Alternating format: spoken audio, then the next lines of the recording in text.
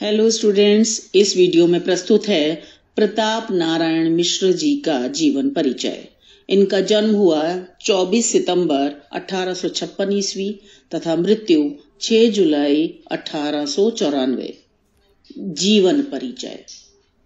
हिंदी खड़ी बोली और भारतेंदु युग के उन्नायक प्रताप नारायण मिश्र एक लेखक, कवि और पत्रकार के रूप में विशेष रूप से प्रसिद्ध थे।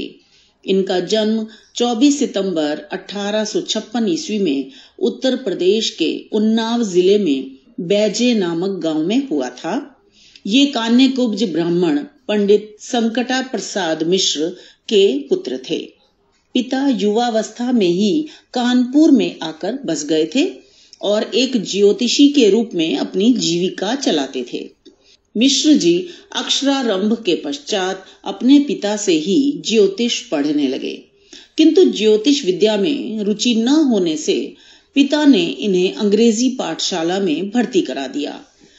जल्दी ही विद्यालयी शिक्षा से इनका मन विरत हो गया और स्वाध्याय के बल पर ही अपनी प्रतिभा का विस्तार किया। ये छात्रावस्था से ही कवि वचन सुधा के नियमित पाठक रहे थे।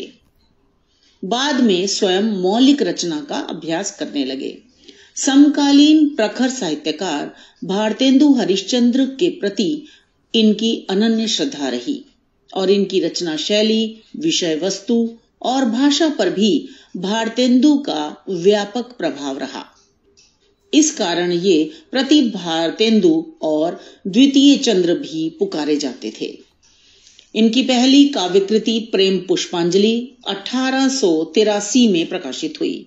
1883 में ही होली के दिन इन्होंने मित्रों के सहयोग से ब्राह्मण नामक मासिक पत्र की शुरुआत की, जो भारतेंदु युग के प्रतिनिधि पत्रों में से एक था और उनकी रचनात्मक गतिविधियों का प्रमुख साधन था। वे सामाजिक, राजनीतिक और धार्मिक कार्यों में भी रुचि लेते थे और इस संबंध में अपने पत्र में लेख लिखते थे। इन्होंने कानपुर में एक रसिक समाज की स्थापना की थी और कांग्रेस के कार्यक्रमों में भाग लेते थे। विभिन्न रोगों और लापरवाही के कारण युवावस्था में ही इनका शरीर अत्यंत दुर्बल हो गया था। 6 जुलाई 1894 को 38 वर्ष की अल्पायु में भारतेंदु मंडल के इस नक्षत्र का अवसान हो गया। रचनाएं। काव्य के अंतर्गत प्रेम पुष्पांजलि, मन की लहर, लोकोक्ति शतक, कानपुर महात्म्य, तृप्यंताम, दंगलखंड, ब्रेडला स्वागत, तारापात पचीसी, दीवाने बरहमन, शोकाश्रु, बेगारी विलाप, प्रताप लहरी इनकी प्रमुख काव्य कृतियां हैं। इनकी प्रमुख काव्य रचनाओं को प्रताप नारायण मिश्र कवितावली में संकलित किया गया है। नाट्य साहित्य के अंतर्गत कली कौतुक जो रूपक है, जुआरी खुआरी प्रहसन है और यह अपूर्ण रह गया, हठी हमीर, संगीत शाकुंतल, अभिज्ञान शाकुंतलम के आधार पर रचित गीति रूपक है, भारत दुर्दशा ये रूपक है, कली प्रवेश गीति रूपक, दूध का दूध और पानी का पानी भाण अपूर्ण है। निबंधों में प्रताप नारायण ग्रंथावली भाग 1 में मिश्र जी के लगभग 200 निबंध संग्रहित हैं। आत्मकथा प्रताप चरित्र जो अपूर्ण रह गया, यह प्रताप नारायण ग्रंथावली भाग 1 में संकलित है। उपन्यास जो अनुदित हैं, अमर सिंह, इंदिरा, कपाल कुंडला, देवी चौधरानी, युगलांगुलीय और राज सिंह, राधा रानी।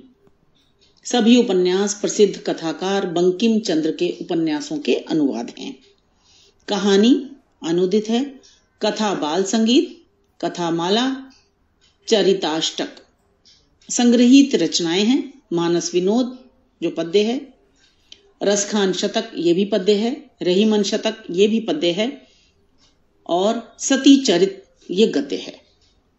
साहित्यिक विशेषताएं। मिश्र जी ने साहित्यिक जीवन का आरंभ ख्याल और लावनियों से किया था। उन दिनों जब कानपुर लावणी बाजों का केंद्र होता था, यहीं से इनके कवि और लेखक बनने का जीवन आरंभ हुआ था। ये आधुनिक हिंदी गद्य निर्माता की बृहत्त्रयी में से एक हैं और भारतेंदु युग के साहित्यकारों में इनका महत्वपूर्ण स्थान है। स्मरणीय है कि मिश्र जी को न तो भारतेंदु जैसे साधन मिले थे और न ही भट्ट जी जैसी लंबी आयु, फिर भी इन्होंने अपनी प्रतिभा व लगन से उस युग में महत्वपूर्ण स्थान बना लिया था। इनके गद्य पद्य का ध्येय देश प्रेम का प्रसार, समाज सुधार, नैतिकता का पाठ, भाषा का प्रसार और विकास एवं जन सामान्य का मनोरंजन था। हिंदी गद्य के विकास में इनका महत्वपूर्ण योगदान माना जाता है। ये बहुमुखी प्रतिभा और विविध रुचियों के धनी थे।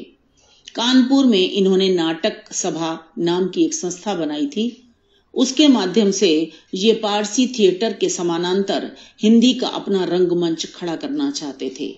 ये स्वयं भी भारतेंदु जी की भांति कुशल अभिनय करते थे। मिश्र जी भारतेंदु जी के व्यक्तित्व से अत्यंत प्रभावित थे तथा उन्हें अपना गुरु मानते थे।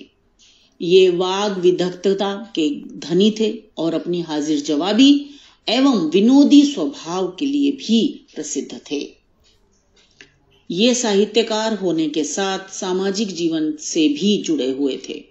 सामाजिक, राजनीतिक, धार्मिक संस्थाओं से भी इनका निकट का संपर्क था और देश में जो नव जागरण की लहर चल रही थी उसके प्रति भी ये सचेत थे। वास्तव में नव जागरण का संदेश ही जनता तक पहुंचाने के लिए इन्होंने साहित्य सेवा का व्रत लिया और ब्राह्मण पत्र के आजीवन संपादक रहे।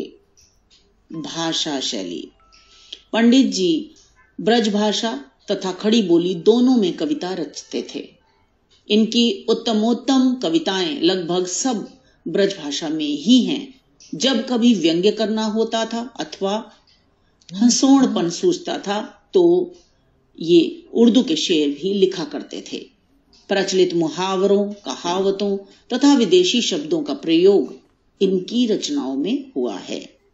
भाषा की दृष्टि से मिश्र जी ने भारतेंदु का अनुसरण किया और जनसाधारण की भाषा को अपनाया। भारतेंदु जी के समान ही मिश्र जी भाषा की कृत्रिमता से दूर रहे। उनकी भाषा स्वाभाविक है, उसमें पंडिताऊपन और पूर्वीपन अधिक है तथा ग्रामीण शब्दों का प्रयोग स्वच्छंदता पूर्वक हुआ है। साथ ही मिश्र जी की शैली वर्णनात्मक, विचारात्मक और हास्य व्यंग्यात्मक है। इन्होंने गंभीर और साधारण दोनों प्रकार के विषयों पर रोचक निबंध लिखे हैं। बात, बुढ़ापा, दांत, भौं, रिश्वत, बुच्छ, धोखा, बंदरों की सभा आदि साधारण विषयों के अतिरिक्त इन्होंने प्रचलित कहावतों पर भी निबंध लिखे हैं, जैसे मरे को मारे शाह मदार। इन्होंने सामाजिक, राजनीतिक और साहित्यिक विषयों पर भी विचारपूर्ण गंभीर निबंध लिखे हैं।